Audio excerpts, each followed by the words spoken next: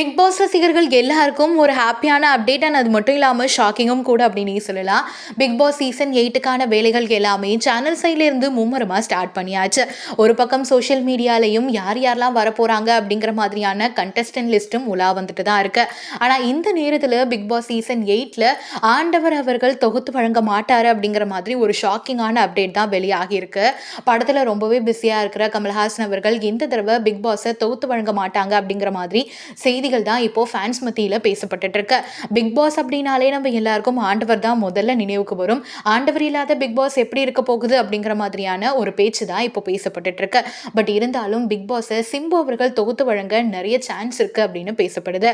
So Simbu அவர்கள் already இதே மாதிரி பிக் பாஸை ஹோஸ்ட் பண்ணியிருக்கிறதுனால கண்டிப்பாக அவர் ஆப்டா இருப்பாரு அப்படிங்கிற மாதிரியும் ரசிகர்கள் யோசிக்கிறாங்க. நீங்க என்ன சொல்றீங்க அப்படிங்கிறத மறக்காம ஷேர் பண்ணிக்கோங்க. அண்ட் பிக் பாஸ் சீசன் 8 பொறுத்தவரையும் இந்த தடவை ஒரே ஹவுஸாக தான் இருக்க போகுது. 2 வீடாலாம் இருக்க போறது கிடையாது அப்படிங்கிற மாதிரியும் செய்திகள் வெளிவந்திருக்கு.